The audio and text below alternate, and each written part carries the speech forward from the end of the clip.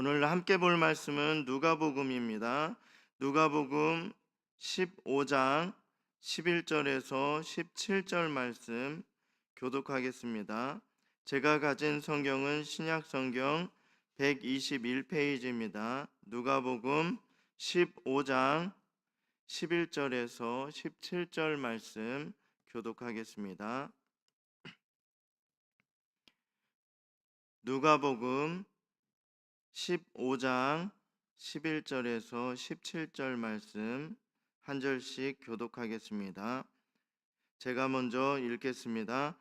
또 이르시되 어떤 사람에게 두 아들이 있는데 그 둘째가 아버지에게 말하되 아버지여 재산 중에서 내게 돌아올 분깃을 내게 주소서 하는지라. 아버지가 그 살림을 각각 나눠 주었더니 그 며칠이 안 되어 둘째 아들이 재물을 다 모아 가지고 먼 나라에 가 거기서 허랑방탕하여 그 재산을 낭비하더니 다 없앤 후 그 나라에 크게 흉년이 들어 그가 비로소 궁핍한지라. 가서 그 나라 백성 중 한 사람에게 붙여 사니 그가 그를 들로 보내어 돼지를 치게 하였는데 그가 돼지 먹는 쥐염 열매로 배를 채우고자 하되 주는 자가 없는지라. 함께 읽겠습니다. 이에 스스로 돌이켜 이르되 내 아버지에게는 양식이 풍족한 품꾼이 얼마나 많은가. 나는 여기서 주려 죽는구나. 아멘. 오늘은 누가복음 15장 말씀으로 탕자의 비유입니다. 아버지를 떠난 아들이라는 제목으로 말씀을 나누도록 하겠습니다. 누가복음 15장에는요, 세 가지 비유가 나오는데요. 이 세 가지 모두 공통된 주제를 가지고 있습니다. 3절에서 7절은 잃은 양의 비유가 나오고요. 8절에서 10절은 잃은 드라크마, 동전의 비유가 나옵니다. 11절에서 32절은 잃은 아들의 비유입니다. 오늘 함께 읽은 말씀 구절이 이에 속하는데요. 이 비유를 말씀한 배경은요, 예수님께서 세리와 죄인들과 함께 음식을 먹는 중에 이를 비난하고 못마땅하게 여기던 바리새인과 또 서기관들을 향해서 하신 예수님의 말씀입니다. 예수님께서 계셨던 그 시대에는 세리와 죄인들은 사람 취급을 하지 않았고요. 또 그뿐만 아니라 함께 있는 것조차 그들의 불명예로 여겼어요. 아주 수치스럽게 여겼다라는 거예요. 세리와 죄인들과 함께 있는 것, 그들을 사람 취급도 하지 않고 함께 있는 것을 불명예로 여겼다라는 것입니다. 세리는 성도님들이 잘 아시다시피 국민들의 세금을 걷는 그러한 일을 했는데요. 걷는 세금의 일부를 자신이 가졌다라는 거예요. 자신이 그 이익을 취했는데 그 착취하는 거예요. 그것을 거둘 세금, 로마 당국으로부터 얼마를 거둬라라고 하면 그것보다 더 많이 걷어서 로마에 보낼 것은 따로 챙겨두고 또 그 더 거둔 것의 일부는 본인이 그렇게 갖는 착취자와 같은, 그리고 나라를 팔아먹는 그러한 역할을 했습니다. 죄인들은요, 바리새인과 서기관들과는 달리 제정된 규율을 지키려고 노력하지 않는 그러한 사람들을 죄인이라 여겼습니다. 이런 사람들과 음식을 같이 먹는다는 것, 같이 있기도 싫어하는데 수치스럽게 여기는데, 그러한 사람들과 자리를 같이 앉아서 모여서 식사를 같이 한다는 것은 있을 수도 없는 거예요. 상상할 수 없는 일이었다라는 거예요. 그런데 예수님께서는 그런 사람들과 같이 식사하고 있는 거예요. 이스라엘 사람들이 보면 좋지 않은 생각을 가질 것입니다. 이러한 사상을 가지고 있던 바리새인과 서기관들에게 예수님께서는 율법을 바르게 이해시키기 위해서, 또한 그 적용을 잘 바르게 잘 알아야 되고, 또 그 적용된 삶을 잘 할 수 있도록, 바르게 할 수 있도록 오늘 예수님께서는 그들에게 말씀으로 가르쳐 주시는 것입니다. 또한 유대인뿐만 아니라 이방인들에 대한 하나님의 구원에 대한 기쁜 소식을 알려주시기 위해서 이 세 가지 비유를 들었다라는 거예요. 이 비유는 공통된 점을 가지고 있습니다. 모두 잃어버렸다가 다시 찾는 거예요. 잃어버렸다가 다시 찾는다. 잃어버린 양, 또 잃어버린 드라크마, 즉 동전, 그리고 잃어버린 아들, 모두 잃어버린 바 되었다가 찾아서 기뻐하는 이야기로 구성되어 있습니다.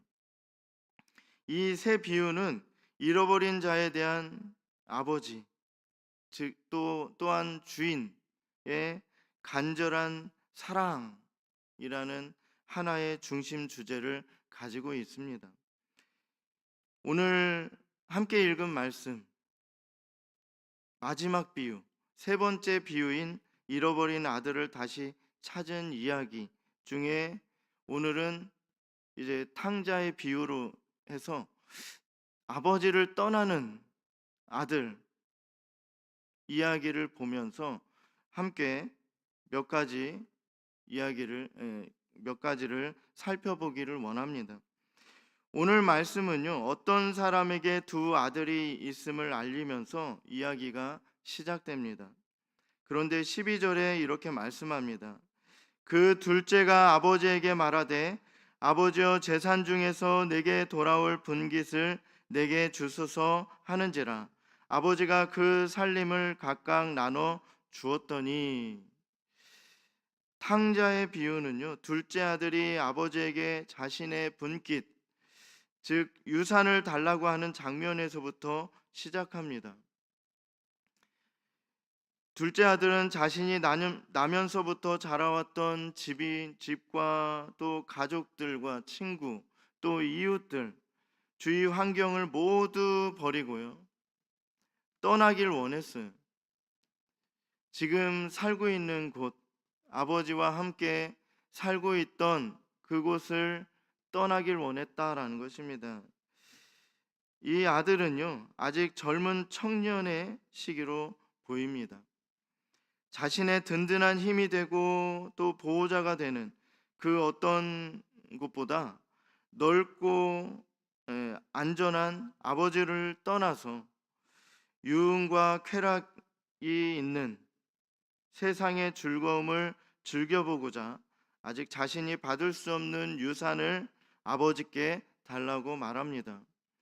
원래 유산은 자신에게 돌아올 분깃, 이게 지금은 아니잖아요. 아버지 거예요. 아버지가 물려주고자 할 때 물려주는데, 보통 아버지가 살아 있을 때는 이렇게 나눠주는 것, 그 자식에게 나눠주는 일은 별로 없습니다. 아버지가 돌아가셨을 때 이렇게 나눠주는데요. 자식들에게 나눠주는데, 오늘 둘째 아들은 어떻습니까? 아버지가 살아 계신데 또 불구하고 자신에게 돌아올 분깃을 주십시오, 이렇게 얘기합니다.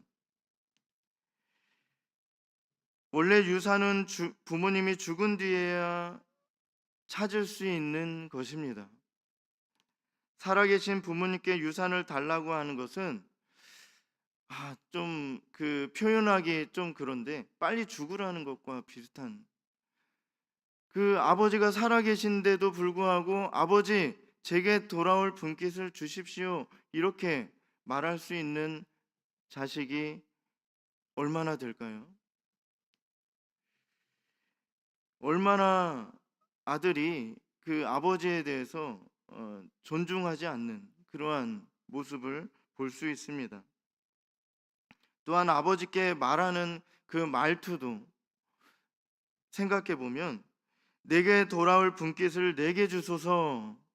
뭐가 있을까요? 아버지가 생각하고 에, 있는 것은 있겠지만 지금 아버지가 살아 계신데도 불구하고 "내게 돌아올 분깃을 내게 주소서." 이렇게 간절히 청하거나 간곡히 부탁하는 것이 아니라 마치 아버지에게 자신이 돈을 빌려 주었다가 다시 받을 것을 받는 것인 양 그렇게 얘기하고 있습니다. 아버지에게 빚을 주고 아버지에게 돈을 빌려주고 그 빚을 받는 그러한 태도를 볼 수 있습니다. 이렇게 무례하고 예의 없는 둘째 아들은 이미 마음이 아버지와 집을 떠나 있어 보입니다. 떠난 것 같아요. 그 아버지와 또 집, 그리고 살고 있던 그 모든 것을 버리고 이제 유흥과 쾌락이 기다리고 있는 그러한 새로운 땅, 이전에 갈 수 없었던 그러한 땅으로 가고자 했다라는 거예요. 아마도 이들 부자가 살았던 동네는 유흥과 쾌락이 가득한 도시와 아주 멀리 떨어져 있는 것 같습니다. 음란한 문화, 또 술 취하며 욕하며 저주하는 것들로 가득한 시끄러운 소음이 끊임없이 들리는 곳과는 무관한 곳에서 부모와 자녀 간의 즐거운 대화가 끊이지 않는 참 기쁨이 가득한 곳, 풍요롭고 행복이 가득한 곳이 바로 아들이 살았던 동네였을 것이다라는 것입니다. 그렇기 때문에 그곳에 가는데도 며칠이 걸리는 먼 곳이었습니다. 13절에 보면요. 그 며칠이 안 되어 둘째 아들이 재물을 다 모아 가지고 먼 나라에 가 거기서 허랑방탕하여 그 재산을 낭비하더니 며칠 동안 가서 이제 돈을 쓰기 시작합니다. 그가 그토록 원했던 아버지 집을 떠나서 그 유흥과 쾌락이 기다리고 있는 그곳을 며칠 길을 걸어가서 그는 돈을 쓰기 시작합니다. 이 일을 하기 위해서는 적지 않은 돈이 필요했을 것입니다. 또 이렇게 그 유흥과 쾌락을 즐기려면 돈이 필요했기 때문에 둘째 아들은 아버지에게 유산을 달라고 말했습니다. 당시에 보면요, 구약 시대의 그 관습을 보면 둘째 아들일 경우에는 그 아버지가 재산을 3분의 1을 주어요. 그리고 죽기 전에 9분의 1을 나누어 주게끔 그렇게 관습이 있습니다. 아들은 지금 받은 것보다 더 많이 받을 수 있었습니다. 그냥 아버지가 이제 때가 되어서 유산을 주게 되면 더 많은 것을 받을 수 있었습니다. 둘째 아들은 지금 떠나지 않으면, 아버지를 떠나지 않았다면 유산을 더 많이 상속받을 수 있었습니다. 그럼에도 불구하고 먼저 아버지에게 요청하는 것이 아니라 "주십시오." 이렇게 얘기하면서 아버지에게 받았던 것을 가지고 떠나기로 결심합니다.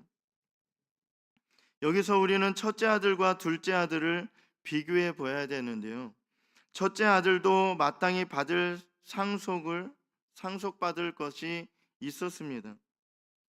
첫째 아들이 받을 분깃은요, 신명기 21장 17절에 보면 반드시 그 미움을 받는 자의 아들을 장자로 인정하여 자기의 소유에서 그에게는 두 몫을 줄 것이니 그는 자기의 기력의 시작이라 장자의 권리가 그에게 있음이니라. 둘째보다 두 배가 많은 상속을 받을 수 있습니다. 둘째 아들은 3분의 1을 받고 첫째 아들은 3분의 2를 받게 되는, 두 배를 받게 되는, 아버지 곁을 떠나서 자유롭게 나가 살 수 있는 더 많은 것을 받아서 첫째 아들은 더 많은 것을 받아서 살 수 있었습니다. 그러나 첫째 아들은 아버지 곁을 떠나는 것을 선택하지 않고 아버지 곁에서 사는 것을 선택했습니다. 둘째 아들과는 정반대의 삶을 선택한 것입니다. 이것이 얼마나 지혜롭고 현명한 일입니까? 둘째 아들은 지금 유흥과 쾌락에 빠져서 며칠이 안 돼서 이렇게 며칠 동안 걸어가서 그 돈을 쓰기 시작하는 거예요. 그것도 좋은 곳에, 또 지금 있는 돈을 더 많게 하기 위해서 이렇게 돈을 쓰는 것이 아니라 유흥과 쾌락을 위해서 그는 돈을 허랑방탕하게 그렇게 쓰고 있는 것입니다. 둘째 아들은 아버지를 떠나 먼 나라로 가서 받은 유산을 다 허비하였지만 첫째 아들은 아버지 곁에 있어서 엄청난 재물을 쌓은 것을 우리는 알 수 있습니다. 이제 둘째 아들은 시간 이렇게 기다리고 있으면 아버지에게로부터 남은 그 3분의 2, 두 배 이상의 그러한 것을 받을 수 있는 거예요. 31절에 보면 이렇게 말씀합니다. 아버지가 이르되 예 너는 항상 나와 함께 있으리니 내 것이 다 내 것이로되. 본문에 나오지는 그 본문에는 이렇게 언급하지 않지만은 아버지가 얼마나 부자인가 우리는 알 수는 없지만 이렇게 첫째 아들은 아버지 곁에 있음으로 인해서 아버지의 재산 모두를 유산으로 상속받을 수 있게 되었습니다. 이에 반해서 아버지 곁을 떠난 둘째 아들의 그 상황은 어떤가? 아주 비참하고 안타까울 지경입니다. 14절에 보면요 이렇게 말씀합니다. 다 없앤 후 그 나라에 크게 흉년이 들어 그가 비로소 궁핍한지라. 그 받은 금액을, 그 돈을 다, 이런 날이 올 거라는 것은 전혀 상상하지 못한 채 둘째 아들은 그 돈을 막 허랑방탕하게 쓰기 시작하고 며칠이 안 돼서 또 이제 돈이 다 떨어질 때가 되니까 어떤 일이 있었습니까? 흉년이 들었다. 근데 크게 흉년이 들었다라는 거예요. 살 수 있겠습니까? 둘째 아들은 처음에는 아주 잘 나갔을 것입니다. 요즘 시대로 보면 좋은 집을 사고 또 좋은 옷, 좋은 차, 또 좋은 음식으로 항상 배불리 먹고 즐겼을 것입니다. 그러나 좋은 날은 그리 오래가지 못했다라는 것입니다. 비로소 궁핍한지라.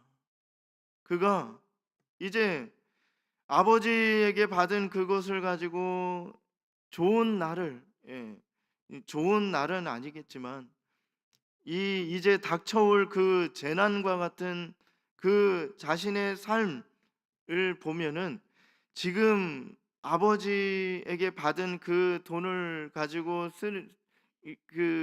이렇게 유흥과 쾌락을 즐기면서 그렇게 사는 것이 좋은 날은 아닐 것입니다.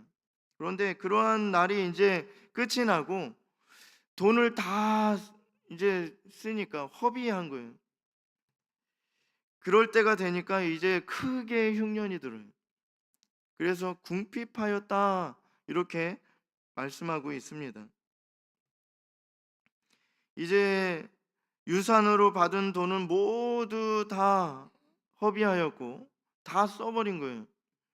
그리고 지금 있는 거 좋은 옷, 좋은 차, 좋은 집 이러한 것들 다 팔아보았지만 이제는 궁핍하여져서 한 끼의 식량을 먹는 것을 근심하는, 걱정하는 때가 되었습니다. 좋은 음식을 못 먹는 것이 아니라 배고픔을 면해주는 아주 흔한 것, 그러한 그 지금까지 아버지의 돈을 가지고 쓰면서 먹었던 것과는 비교할 수도 없는 그러한 아주 좋지 않은 그러한 음식도 못 먹게 되었다라는 거예요. 16절에 보면 그가 돼지 먹는 쥐염 열매로 배를 채우고자 하되 주는 자가 없는지라. 아주 비참한 상황입니다. 심지어는 돼지 같은 짐승이 먹는 것조차 먹지 못하게 되는 처지에 놓이게 되었습니다. 성경이 말하는 아버지 곁을 떠난 둘째 아들의 모습이 이와 같습니다. 얼마나 어리석고 무지한 아들입니까? 기쁨과 즐거운 소리가 가득했던 곳, 풍요롭고 행복했던 그러한 곳, 조금의 부족함도 없었던 아버지의 집을 떠나서 잠시의 즐거움을 위해서 잠시 누릴 그 유흥과 쾌락, 그러한 세상적인 유혹 이런 것에 끌려서 아들은 아버지를 떠나서 먼 곳으로 갔다는, 며칠 동안 가야 되는 그 거리를 그는 처음에는 그 수고를 마다 않고 갔을 것입니다. 그런데 그의 결국은 어떠합니까? 궁핍했다라는 거예요. 그리고 돼지 먹는 그 쥐염 열매도 먹지 못하게 되는, 누가 주는 사람도 없고 또 찾아 먹을 수도 없고 크게 흉년이 들어서 그는 이 모든 것을 다 쓰고 돈이 다 떨어질 때쯤 되니까 크게 흉년이 들어서 이제 한 끼 먹을 그러한 것도 없는 거예요.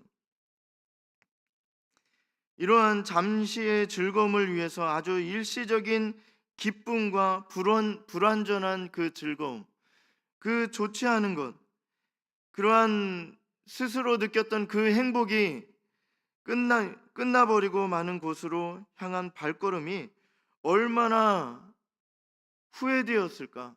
내가 왜 여기 와 있나? 그 매일매일 이렇게 슬피 울면서 후회했을 것입니다. 둘째 아들의 처지는 마치 산을 오르는 유일한 방법인 로프를 놓친 자와 같은 것입니다. 둘째 아들은 아버지 곁을 떠남으로 인해서 모든 것을 잃어버렸습니다. 꿈과 소망과 미래에 대한 기대, 이런 것뿐만 아니라 당장 지금의 배고픔조차 면하지 못하는 급박한 상황에 처하게 되었다라는 것입니다. 먼 나라로 가고자 했던 잠깐의 생각이 젊었을 때, 또 힘있고 즐길 만한 때에 한번 즐겨보자 하는 그런 유혹이 아버지 곁에 있음보다 떠남이 더 즐겁다, 이렇게 더 행복하다, 더 유익할 것이다 라는 그러한 사탄의 달콤한 속삭임에 그만 넘어가 버리고 만 것입니다. 시편 73편 28절에는요. 하나님께 가까이 함이 내게 복이라. 내가 여호와를 나의 피난처로 삼아 주의 모든 행적을 전파하리이다. 또 전도서 5장 1절에는요. 너는 하나님의 집에 들어갈 때 내 발을 삼갈지어다. 가까이 하여 말씀을 듣는 것이 우매한 자들이 제물 드리는 것보다 나으니 그들은 악을 행하면서도 깨닫지 못함이니라. 이렇게 말씀합니다. 하나님의 곁을 떠나 잠시 세상에 나가는 것이 더 기쁠 것이다라는 유혹에 속지 말아야 하겠습니다. 하나님 곁에 있는 즐거움보다 세상이 주는 즐거움이 더 크다. 하나님 곁에 있는 것보다 세상에서 지내는 것이 더 유익이다라는 속임수에 넘어가지 말아야 합니다. 둘째 아들과 같은 무리하고 어리석은 행동으로 미래와 꿈과 소망을 잃어버리는 어리석은 자가 되지 말아야 합니다. 하나님과 우리 사이를 멀어지게 하며 떠나게 하려는 세상의 달콤한 속삭임과 유혹들에도 마음이 흔들리지 않기를 원합니다. 우리 속에 하나님의 말씀보다 더 중요하게 여기며 굳게 붙들려 하는 욕망들을 따라가지 않고 오직 하나님께 더 가까이 하며 주님의 말씀만 순종하며 귀한 열매를 맺고 살아가는 주님의 자녀로서의 삶이 우리 가운데 항상 있기를 간절히 소망합니다. 기도하겠습니다.